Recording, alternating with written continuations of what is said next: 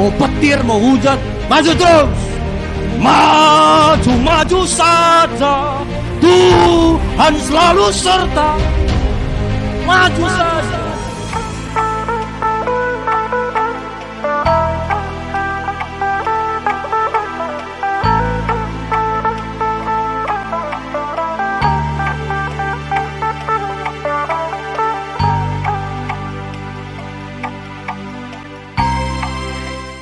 Atau tentang Jumat Agung, karena Yesus sudah mati buat kita semua, bukan hanya mati, tapi Yesus bangkit.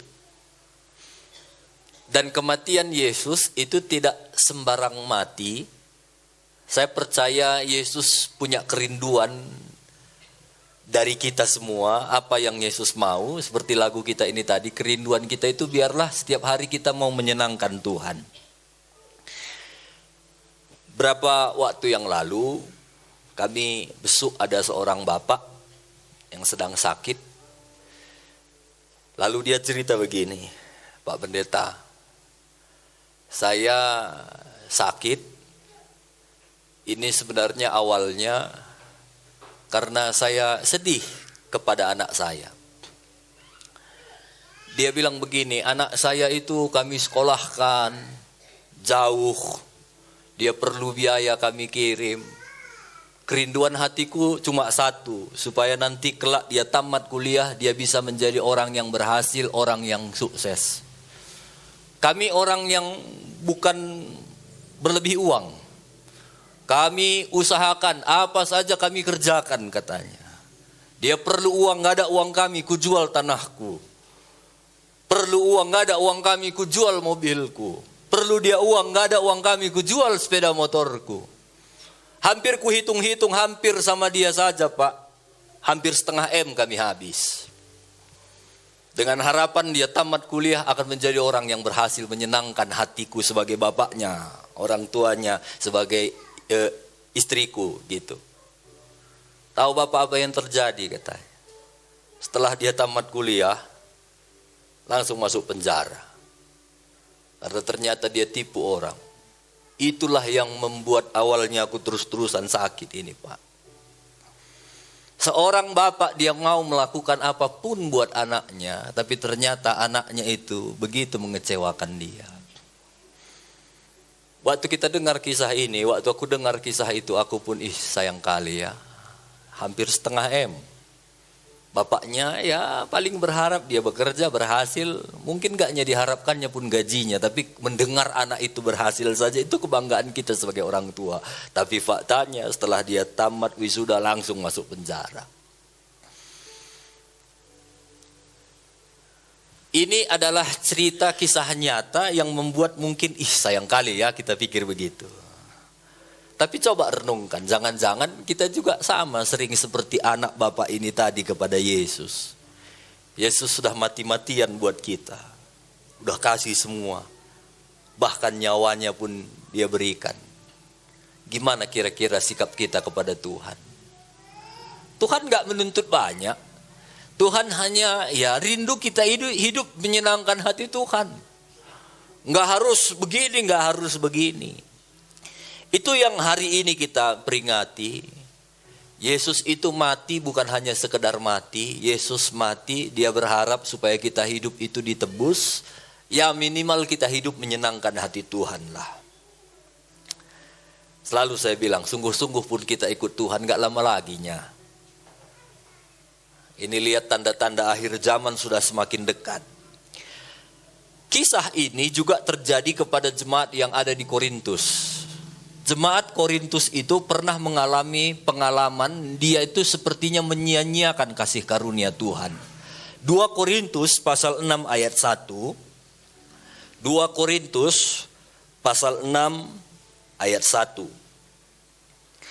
Sebagai teman-teman sekerja, kami menasihatkan kamu supaya kamu jangan membuat menjadi sia-sia kasih karunia Allah yang telah kamu terima. Paulus ingatkan sama jemaat di Korintus, jangan sia-siakan kasih karunia Tuhan. Jemaat Korintus itu yang rintis itu Paulus. Dia rintis menjadi jemaat yang baik. Setelah jemaat itu bertumbuh, akhirnya Paulus tinggalkan pelayanan di Korintus, dia pergi lagi menginjil ke daerah-daerah lain. Masalahnya setelah ditinggalkan jemaat Korintus, di sana ada hal-hal yang bagi Paulus itu, mereka itu menyia-nyiakan kasih karunia Tuhan. Paulus tinggalkan pelayanan di Korintus, ada perselisihan di sana. Kalau saya bisa pakai bahasa, ada pamer karunia di jemaat Korintus. Yang Paulus itu ajarkan bukan begitu. Ingat, semua kita ini ada karena kasih karunia. Jemaat Korintus itu merasa ada bagian-bagian orang yang disayang Tuhan, ada yang kurang, begitu. Ada perpecahan.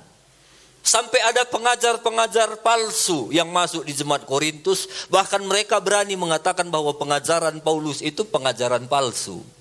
Itu membuat hati Paulus sedih. Karena jemaat yang mula-mula begitu mengasihi Tuhan, lama-lama sepertinya mereka menyia-nyiakan kasih karunia Tuhan. Paulus, dia sadar betul bahwa hidupnya itu kasih karunia Tuhan. Makanya lihatlah, orang-orang yang sadar bahwa hidupnya itu hanya karena kasih karunia Tuhan, hidupnya akan mati-matian untuk Tuhan. Makanya waktu dia ingat bahwa hidupnya itu hanya kasih karunia Tuhan, gak berani dia sombong. Hidup matinya pun untuk Tuhan. Mungkin kalau dia merenung, dia menangis. Aduh, kalau gak ditebus oleh Yesus, jadi apanya aku ini dulu? Dia teroris, dia bunuh banyak orang Kristen, dia jadi provokator. Tapi oleh kasih karunia Tuhan, dia diangkat menjadi hamba Tuhan. Itu membuat Paulus, iya ya, siapa aku ini? Itu yang dia bilang dulu, yang semua kuanggap untung, sekarang kuanggap rugi karena Kristus. Ini orang-orang yang sadar bahwa hidupnya itu hanya karena kasih karunia Tuhan. Bilang kiri kanan, hidup kita hanya karena kasih karunia Tuhan. Paulus sadar hidupku ini hanya karena kasih karunia Tuhan. Makanya dia bilang lagi di dalam 2 Korintus 6 ayat 3. Dalam hal apapun kami tidak memberi sebab orang tersandung. Supaya pelayanan kami jangan sampai dicela. Bukti orang yang sadar bahwa hidupnya itu hanya karena kasih karunia Tuhan, dia akan berusaha selalu hidupnya itu gak jadi batu sandungan. Dia akan selalu berusaha hidupnya itu justru jadi batu loncatan. Supaya lewat hidupnya orang bisa makin naik mengasihi Tuhan. Supaya lewat hidupnya dia lihat hidup orang-orang yang sadar bahwa hidupnya kasih karunia Tuhan, dia makin mengasihi Tuhan. Orang yang gak sadar hidupnya itu hanya karena kasih karunia Tuhan, gak peduli dia hidupnya itu mau jadi berkat, mau jadi batu sandungan. Waktu orang melihat hidupnya, orang gitunya orang Kristen, dia tinggalkan Tuhan. Itu adalah orang-orang yang tidak menyadari bahwa hidupnya kasih karunia Tuhan. Paulus, dia sadar betul bahwa hidupnya itu adalah kasih karunia Tuhan. Makanya dia jaga hidupnya tidak jadi batu sandungan. Bilang kiri kanan, hidup harus jadi batu loncatan, bukan batu sandungan.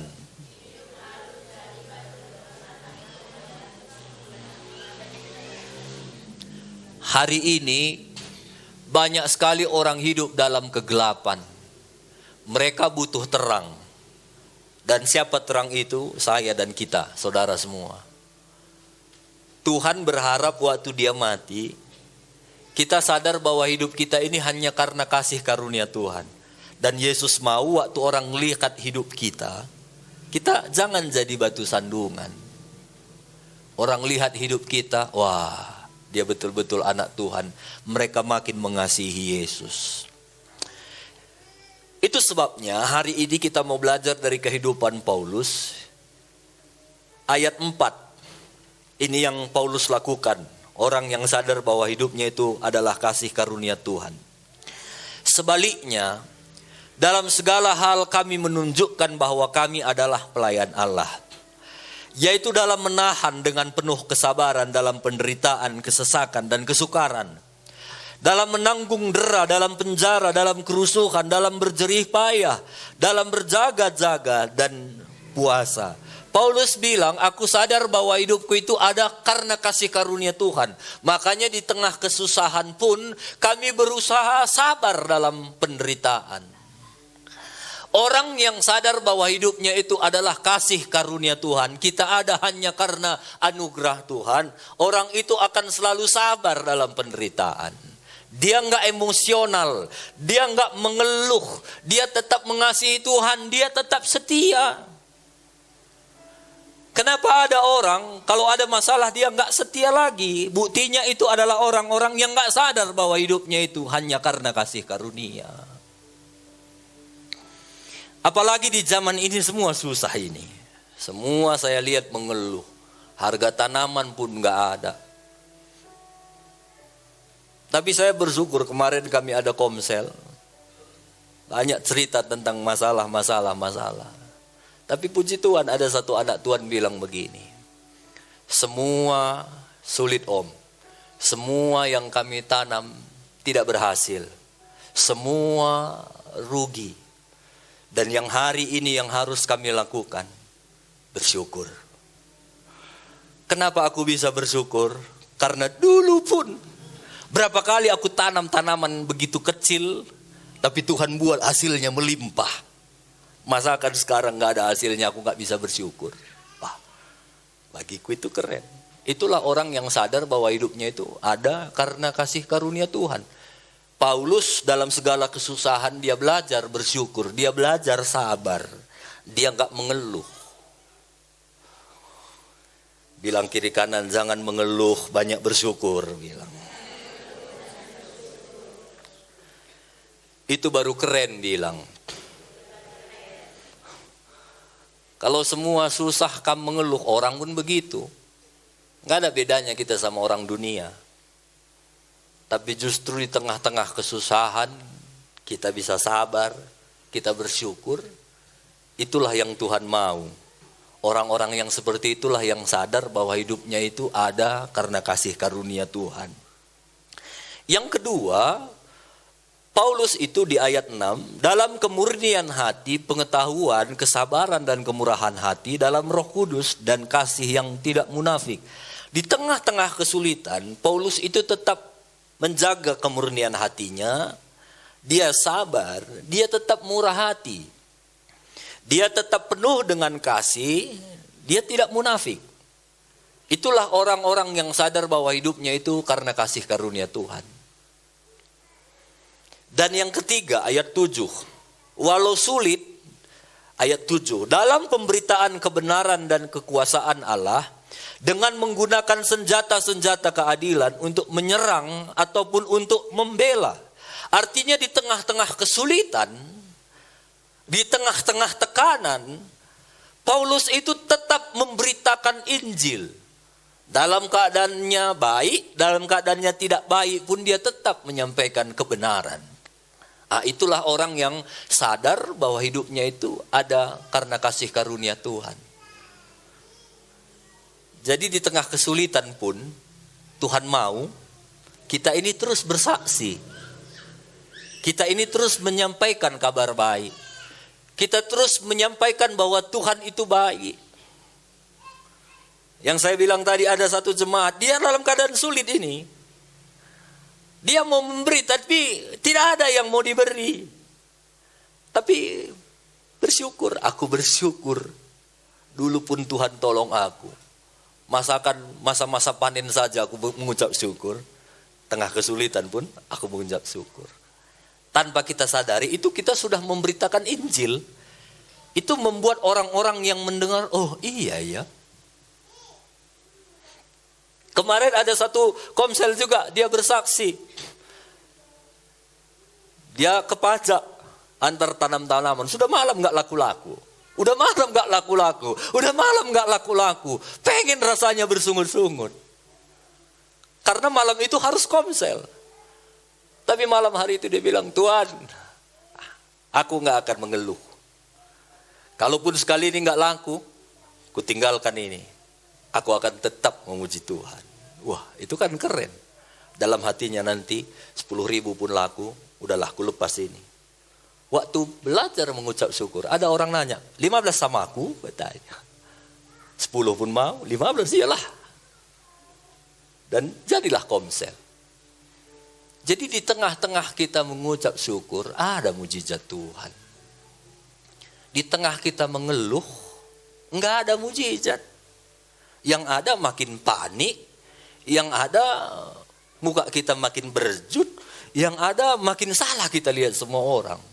Orang yang sadar bahwa hidupnya itu kasih karunia Tuhan, dia akan tetap memberitakan kabar baik, menjadi berkat.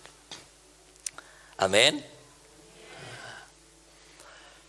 Saya hari Selasa lalu ke Aceh Tenggara. Perjalanan ke sana 4 jam. Pulang 4 jam. Saya khotbah hanya 45 menit. Kalau aku nggak sadar bahwa hidupku ini hanya karena kasih karunia Tuhan, nggak mau aku ke sana. Itu jalan begitu mengerikan, banyak longsor-longsor. Jalan begitu mengerikan. Saya bilang sama Gabriel, berdoalah kita biar nggak hujan malam ini. Karena aku lihat itu puluhan jalan longsor. Kalau hujan mungkin kita harus dari Aceh pulangnya ini, ku bilang. Tapi kami ke sana karena aku sadar bahwa hidupku ini adalah kasih karunia Tuhan. Kemarin waktu yang undang saya ini persekutuan doa. Jadi mereka itu ada beberapa interdenominasi gereja. Mereka buat persekutuan doa di Aceh Tenggara. Daerah yang sudah hijau. Jadi waktu Natal mereka undang saya. Jadi waktu itu telepon lagi, Pak, Paskah pun Bapak datang lagi lah. Waktu mereka bilang datang lagi lah, hatiku aduh jauh kali begitu. Tapi waktu mereka bilang puji Tuhan Pak, setelah Natal ada tambah lagi jiwa mengenal Yesus. Itu membuat oh iya ya, hidupku ini kasih karunia Tuhan. Nanti Senin harus ke Samosir lagi. Kulihat Google Map 3 jaman lebih juga itu jalan. Tapi aku belajar, iya Tuhan, hidupku ini kasih karunia Tuhan. Aku kadang-kadang waktu pergi gitu, jauh gitu kan. Sambil aku berdoa sama Tuhan, makasih ya Tuhan. Aku bisa pergi jauh begini walau jalannya jauh. Tuhan kasih aku bisa pakai mobil yang bisa nyaman lah pergi jauh-jauh. Terima kasih Tuhan. Ini adalah kasih karunia Tuhan.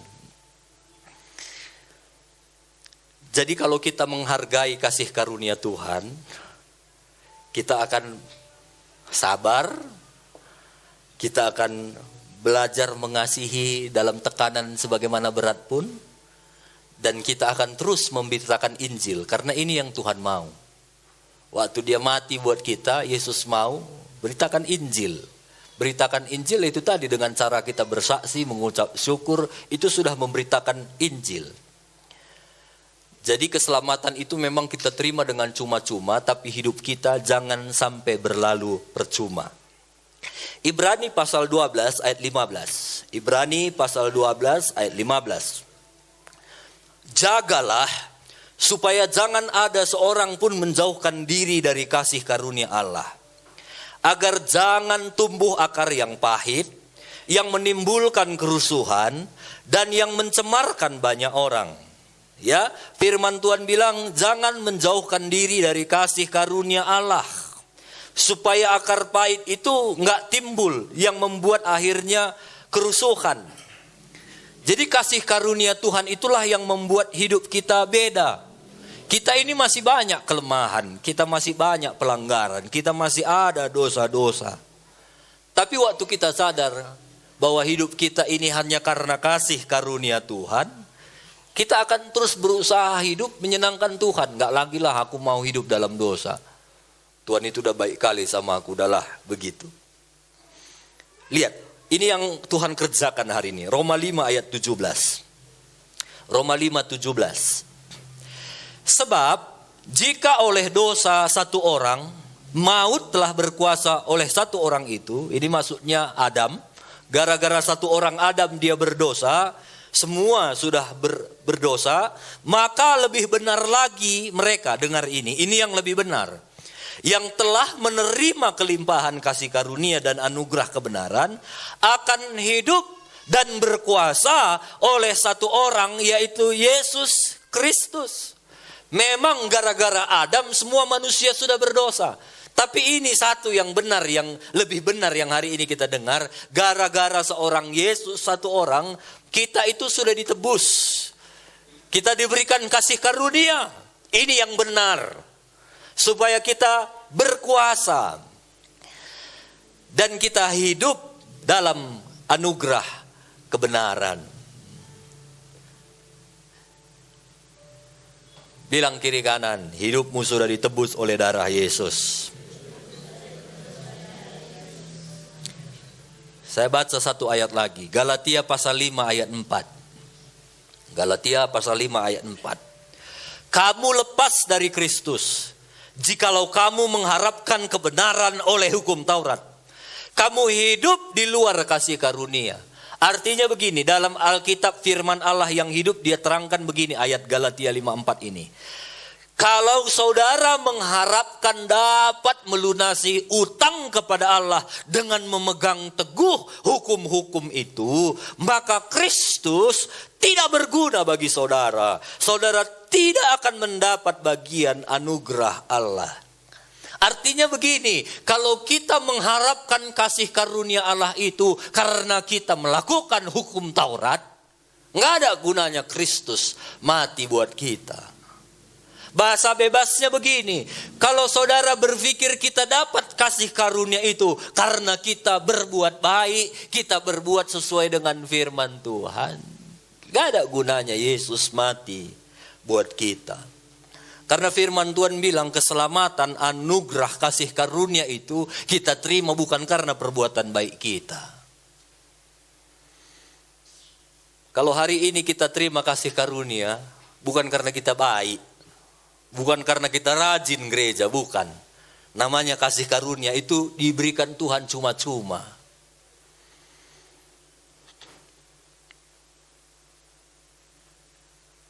Ini prinsip, dengar ini ya. Supaya kalau kamu tangkap prinsip ini, kita hidupnya akan berbeda. Dengar ya, kasih karunia yang Tuhan berikan kepada kita, itu bukan karena perbuatan kita. Tapi itu ya kasih karunia yang cuma-cuma yang Yesus berikan dalam hidup kita. Artinya begini, jangan nanti kamu berbuat baik supaya mengharapkan kasih karunia Tuhan. Itu salah. Kita buat baik. Aku buat baik hari ini supaya Tuhan berkati hidupku. Aku gereja hari ini, Tuhan berkati hidupku. Aku pokoknya utamakan Tuhan hari ini supaya Tuhan berkati hidupku. Itu salah itu. Tuhan memberkati hidup kita bukan karena perbuatan baik kita. Coba renungkan, kalau Tuhan berbuat baik dalam hidup kita karena perbuatan baik kita, siapa Tuhan itu? Saudara atau Tuhan? Artinya kalau kita buat baik baru supaya Tuhan buat baik, artinya Tuhan itu kan bisa disetel dengan perbuatan baik kita. Berarti dia bukan Tuhan dong. Kitalah Tuhan, ya kan? Nanti aku buat baik supaya Tuhan baik. Berarti perbuatan baik Tuhan tergantung setelan kita. Tidak. Artinya kalau kita buat baik saja. Bukan supaya diberkati Tuhan. Bukan. Berkat Tuhan itu bukan tergantung perbuatan baik kita. Bukan tergantung perbuatan jahat kita. Makanya Yesus bilang, sekalipun engkau gak setia, aku tetap setia. Itu Tuhan. Makanya gak ada hak kita untuk iri-iri. Iri-iri sama berkat orang lain. Gak ada. Karena bukan perbuatan baik kita yang membuat Tuhan memberkati hidup kita. Tuhan berkati, tolong kita. Itu semua hanya karena kasih karunia Tuhan. Cuma sekarang kalau kamu merasa kasih karunia Tuhan itu besar dalam hidupmu. Dan kamu merasa kamu kurang begitu mengasihi Tuhan. Disitulah kita perlu bertobat. Tapi perbuatan baik kita sekali lagi itu tidak akan mengubah kebaikan Tuhan dalam hidup kita. Sekalipun kamu baik, bukan itu membuat Tuhan itu baik sama kamu. Sekalipun kamu jahat, itu tidak akan mengurangi kasih karunia Tuhan dalam hidup kita.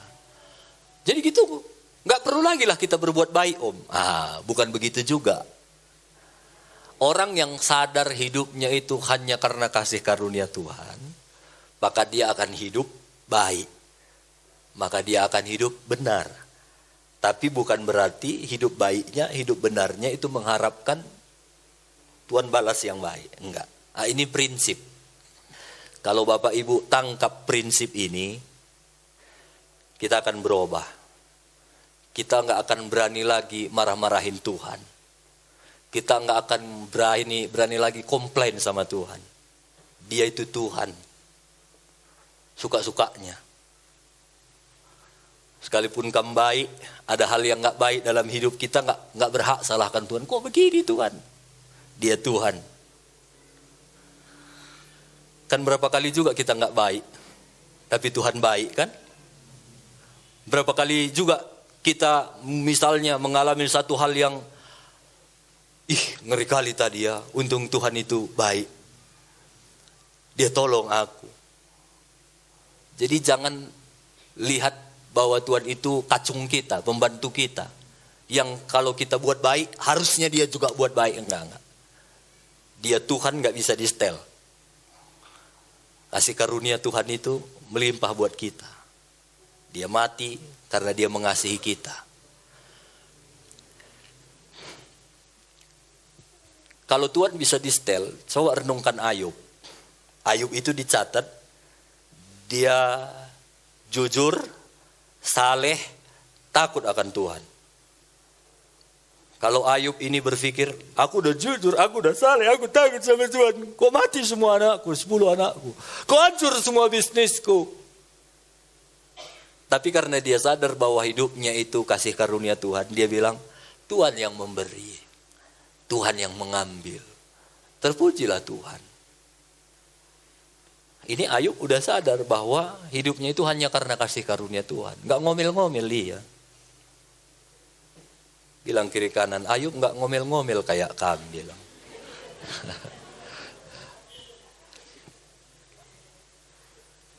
Yang pasti begini Bapak Ibu, Tuhan itu maha baik. Kalau hari ini seperti Ayub diizinkan usahanya hancur, anaknya mati, Tuhan baiklah. Dan kalau kita baca ceritanya, akhirnya semua Tuhan ganti berlipat-lipat kali ganda. Kalau hari ini kamu merasa, aduh kok begini, ingat Tuhan itu baik. Tuhan itu bisa rubah dengan sekejap, semua bisa berubah. Dan kalaupun belum hari ini berubah, nggak ada hak kita. Apa Tuhan? Hak kita cuma, makasih Tuhan, hidupku ini hanya kasih karunia Tuhan. Tuhan yang maha tahu yang terbaik dalam hidup kita. Makanya firman Tuhan tadi bilang, jaga hidupmu supaya jangan menjauh dari kasih karunia Tuhan. Karena orang yang menjauh dari kasih karunia Tuhan, firman Tuhan tadi bilang akan timbul iri hati, akan timbul akar pahit. Contohnya orang Farisi. Orang Farisi itu dia jauh dari kasih karunia Tuhan. Dia merasa bahwa hidupnya itu diberkati Tuhan karena dia melakukan Taurat. Makanya waktu dia berdoa pun, waktu ada orang pemungut cukai di dekatnya, dia bilang, Tuhan, aku tidak seperti pemungut cukai. Enggak benar dia. Dia jauh dari kasih karunia Tuhan. Aku puasa 2 kali seminggu. Aku memberi perpuluhanku. Aku berdoa, semua yang baik-baik dia bilang. Dia berpikir bahwa aku buat begini ya Tuhan harusnya bisa di-setel lah. Dia enggak tahu Tuhan itu penuh dengan kasih karunia, enggak bisa diatur-atur. Justru apa yang firman Tuhan katakan? Orang yang enggak berani maju ke depan, yang duduk di belakang, yang merasa, aduh aku ini gak ada apa-apanya, hidupku hanya karena kasih karunia Tuhan. Orang-orang yang seperti itulah yang mendapat kasih karunia Tuhan. Justru orang-orang yang merasa, aku lebih baik, aku kan begini, aku kan begini, aku kan begini. Bagi Tuhan, gak laku. Makanya jangan jauh dari kasih karunia Tuhan.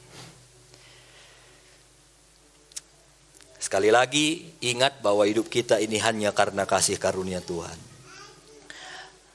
Lihatlah apa yang kita miliki sekarang, itu semua karena kasih karunia Tuhan.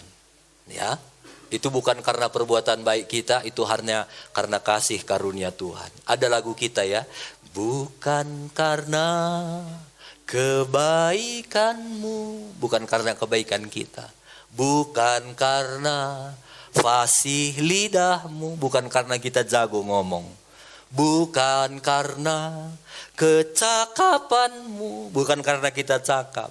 Kau dipilih, kau dipakainya, semua karena anugerahnya diberikannya pada kita. Kalau saya ganti lagunya, bukan karena kita rajin ibadah, bukan karena rajin komsel, bukan karena besar persembahan kita, bukan. Tapi bukan berarti itu semua nggak penting ya, penting. Saudara rajin komsel penting, saudara memberi yang terbaik penting. Tapi dengar, Tuhan nggak bisa kita setel dengan apa yang kita bisa berikan. Kalau Tuhan itu bisa di-setel berarti dia bukan Tuhan. Dia Tuhan nggak bisa di-setel. Pokoknya sebagai orang-orang yang hidup sadar bahwa hidupnya kasih karunia, dia akan terus belajar hidup menyenangkan hati Tuhan. Karena dia sadar bahwa hidupnya adalah kasih karunia Tuhan.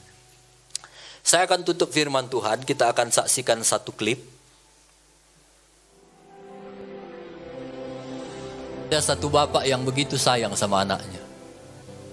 Bapaknya ini kerja sebagai petugas kereta api. Karena ada satu sungai, ada jembatan di atasnya, jadi itu jembatan bisa naik turun karena ada kapal yang lewat. Kadang ada kereta api, itulah tugas bapaknya. Angkat, naik, turunkan rel.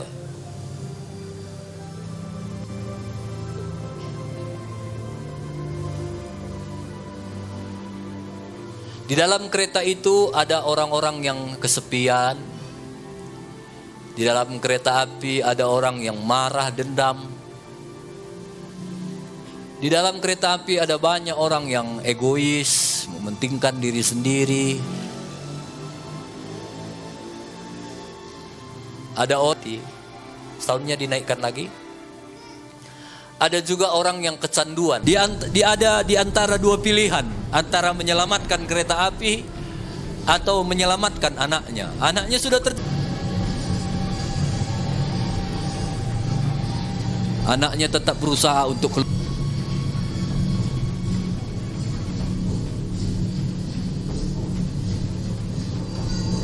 Tapi satu keselamatan untuk semua.